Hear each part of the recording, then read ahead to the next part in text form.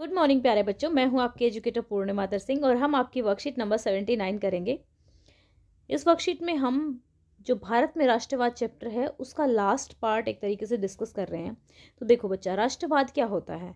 राष्ट्रवाद यानी कि एक पर्टिकुलर एरिया के प्रति ये महसूस करना कि हम सब एक हैं। जैसे कि फॉर एग्जांपल हम अलग अलग कास्ट से आते हैं, अलग अलग धर्म से आते हैं, लेकिन हम सभी को एक चीज़ बांधती है, वो क्या? राष्ट्र, कि हम भारत देश के वासी हैं।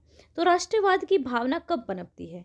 जब लोग ये महसूस करने लगते हैं कि वे एक ही राष्ट्र के अंग हैं, जब वो एक दूसरे को एकता के सूत्र में बांधने वाली कोई बात ढूंढ लेते हैं।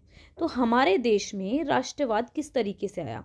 हमारे देश में एक तो हम सभी एक ही प्रकार की सरकार से लड़ रहे थे, है ना, ब्रिटिश गवर्नमेंट से लड़ रहे थे। एक तो जो हमारा सामूहिक संघर्ष था, संयुक्त संघर्ष था, उसकी वजह से। दूसरा, जब संघर्ष के वक्त जो कल्पना लोगों के दिमाग पर डाली गई, जैसे कि चित्र थे, बहुत सारे प्रतीक थे, लोक कथाएं थी, साहित्य थे, ठीक है ना, जिन्होंने राष्ट्रवाद को बढ़ाने में अपना योगदान दिया। तो इसी तरीके का एक एग्जाम्पल है भारत माता की छवि, ठीक है ना। तो ये जो छवि थी, राष्ट्र की पहचान सबसे ज़्यादा किसी तस्वीर में अंकित की जाती है।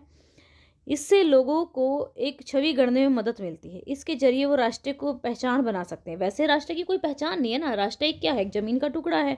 मतलब एक पर्टिकुलर एरिया में रहने वाले लोग, मान लो ऐसे कि हम लोगों को ये लगा कि भाई इस पर्टिकुलर एरिया में हम लोग रहते हैं, ठीक है, तो हमने यहाँ पे हमने राष्ट्र को एक इमेज दे दी, ठीक है। तो उस इमेज के साथ हमने उसको मानवीकरण कर दिया, एक तरीके से आप कह सकते हैं, हमने राष्ट्र का, ठीक है। तो 1870 के दशक में यहाँ पे बंकिम चंद्र चट्टोपाध्याय ने, ठीक है, पहली बार, ठीक है, भारत माता की छवि बनाई थी। 1870 के दशक में उन्होंने मातृभूमि की स्तुति के रूप में वंदे मातरम गीत लिखा था। बाद में उन्होंने अपने उपन्यास आनंद मठ में इसको शामिल किया, ठीक है, किसको? वंदे मातरम को।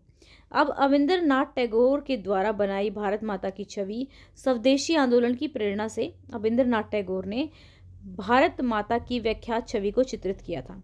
इस पेंटिंग में भारत माता को एक सन्यासिनी के रूप में दर्शाया गया था, ठीक है, जिसमें आध्यात्मिक गुण थे, दिव्य शक्ति थी। अब अलग अलग जगह पे अलग अलग प्रिंट्स में ये बढ़ने लगी, तो जहाँ जहाँ के भी लोग थे इसको अपने साथ रिलेट कर लेते थे। तो यहाँ पे देखो, जो छवि अविंद्र जी ने बनाई थी उससे बिल्कुल डिफरेंट छवि है।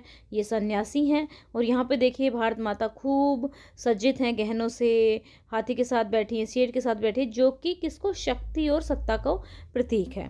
तो चलिए अब इसके क्वेश्चन करने हैं। 2 क्वेश्चन हैं आसान से। भारत माता की छवि के प्रति श्रद्धा को राष्ट्रवाद में आस्था का प्रतीक कैसे माने जाने लगा? उचित उदाहरण देते हुए व्याख्या कीजिए। 20वीं सदी में राष्ट्रवाद के विकास के साथ ही भारत की पहचान ने भारत माता की छवि का रूप ले लिया। बाद में लोग इस छवि से, ठीक है, राष्ट्र के रूप में देखने लगे।